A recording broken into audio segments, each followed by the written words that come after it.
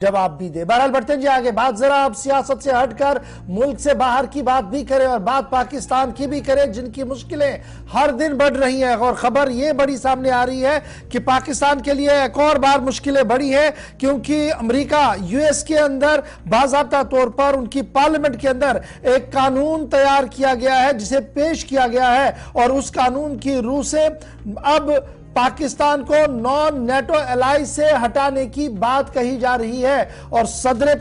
जो सदर अमेरिका के हैं उनसे भी इस बात के लिए कह दिया गया है कि किस तरीके से यह कानून लाना बहुत ज्यादा जरूरी है। कानून आपके सामने है जो आज पेश किया गया है HR 73 के नाम से। इधर जहां एक तरफ से अमेरिका के अंदर पाकिस्तान पर शिकंजे की बातें हो रही है, वहीं पर पाकिस्तान के अपने दोस्त तुर्की ने भी रंग बदलना शुरू किया है और तुर्की ने लश्कर तैयबा के अब्दुर्रहमान मकी को डोमेस्टिक सैंक्शन लिस्ट में डाल दिया है। बड़ी खबर यह है, और यह पहली बार तुर्की की तरफ से इस तरीके से किया गया हो, जहां पर लगातार पाकिस्तान चीन एक पल्ले पर हो और तुर्की भी लगातार इसी तरीके से लाइन को टो करता हो। लेकिन आज रजब तैयब अर्दगान का गैजेट जारी हुआ है और रजब तैयब अर्दगान ने अक़वाम मुत्तहिदा की तरफ से आलमी दहशतगर्द करार दिए गए मक्की को अपनी डोमेस्टिक टेरर लिस्ट में डाल दिया है। यानी दोस्ती अपनी अपनी जगह, लेकिन खर्चा जी अपना अपना होगा। इस तरीके से तुर्की ने भी अपनी बात थोड़ी सी साफ की है पाकिस्तान के बदलते हालात के बीच। इधर पाकिस्तान की जब बात हो रही है तो सूरत हाल यह भी है कि शहबाज शरीफ का दिया गया इंटरव्यू पाकिस्तानी एस्टेब्लिशमेंट को हजम ही नहीं हुआ और कहा कि आउट ऑफ बॉक्स और आउट ऑफ पॉलिसी स्टेटमेंट है। सीधे रहमत कलीम के पास चलेंगे क्योंकि बड़ी बातें इस वक्त पाकिस्तान के लिए सामने आ रही। रहमत, एक एक करके जरा फटाफट से इन सभी बातों पर आए। सबसे पहले अमेरिका के अंदर HR 73 के नाम से जो कानून लाया गया, इसका बुनियादी मकसद क्या है और कितना नुकसान पाकिस्तान को हो सकता है अगर यह कानून पास हुआ?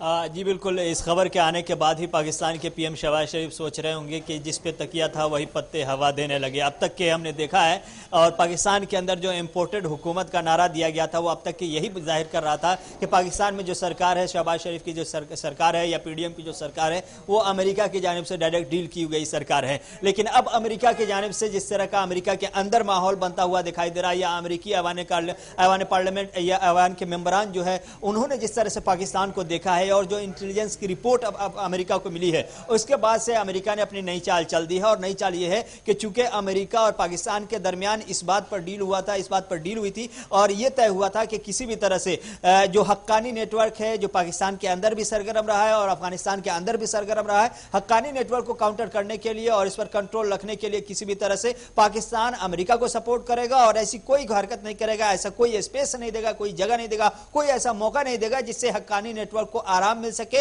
और वो फल फूल सके। पाकिस्तान ने ये कमिटमेंट किया था अमेरिका के साथ और इसी की वजह से बाज़ाब्ता तौर पर अमेरिका ने 2004 में, जब बुश का जमाना था, बुश प्रेसिडेंट थे, उस वक्त पाकिस्तान को अपने नन नेटो अलाई के मेजर पार्ट के तौर पर, मेजर मेंबर जो बड़े मेंबर होते हैं, नन नेटो जो नेटो का मेंबर नहीं है, लेकिन उसके बाद उनसे डिफेंस के बड़े डील होते हैं और इकोनॉमिकल डील्स होते हैं। तो इस हवाले से जो ग्रुप होती है, 17 मेंबरान हैं जो अमेरिकी लिस्ट में है, जो नन नेटो मेजर अलाई है, उनमें पाकिस्तान को भी रखा गया था 2004 में। लेकिन अब जो ताज़ा तरीन सूरत हाल है, सुकूत काबुल के बाद अफगानिस्तान में जिस तरह से तस्वीर बदली और अफगानिस्तान में तस्वीर बदलते ही जिस तरह से पाकिस्तान, उस वक्त इमरान खान काफी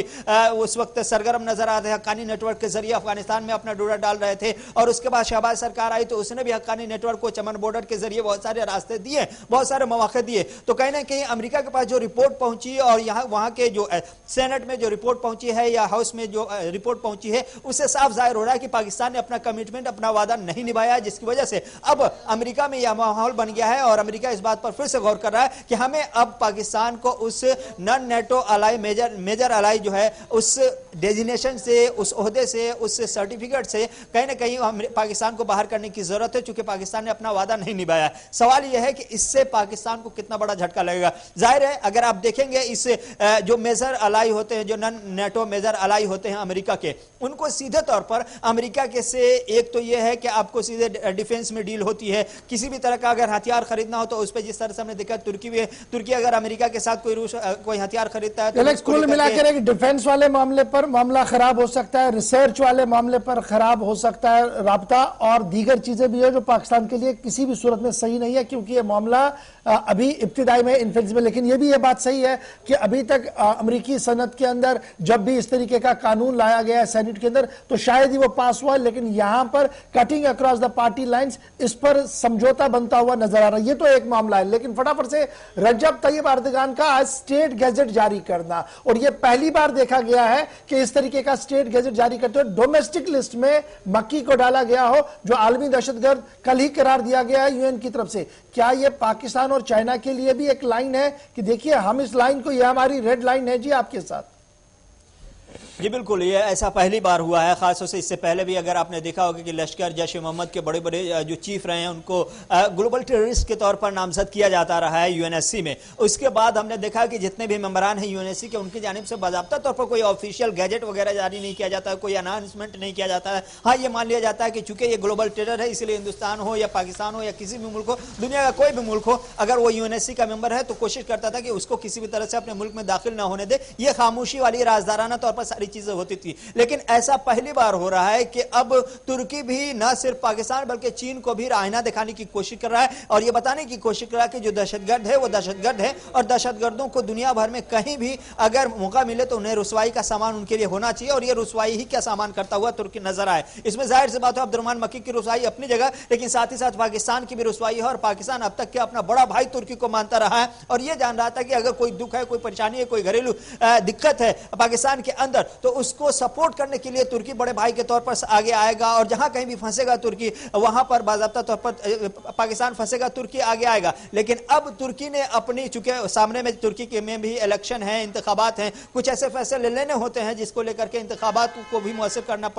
करना पड़ता है, तो यह फैसला उससे भी जोड़ा जा सकता है। लेकिन ये एक ग्लोबल फ्रेम में अगर आप इसको देखें तो कहीं ना कहीं तुर्की भी नहीं अपना पल्ला बदला है, और तस्वीर थोड़ी सी बदलती नजर आ रही है, इसलिए भी कि तुर्की ने देख लिया कि दुनिया किस तरह चल रही है, और दुनिया चल यही रही है कि जो ग्लोबल टेरर है उस पर काफी सख्ती के साथ दुनिया कहीं ना कहीं संजीदगी का मुजाहरा कर रही है, और इसी संजीदगी के मुजाहरे में पहली बार तुर्की ने पेशकदमी की है। बहुत शुक्रिया जी रहमत कलीम हमारे साथ ज्वाइन करने के लिए। और पाकिस्तान की मौजूदा सूरत हाल क्या कुछ बन रही है, दोस्त नहीं रहे, उन्होंने रेड लाइन खींची, और अमेरिका के अंदर जो मसवदा कानून तैयार किया जा रहा है उससे पाकिस्तान के लिए आने वाले दिनों में मुश्किलें पैदा हो सकती है अगर वो कानून वाकईतन पास हो।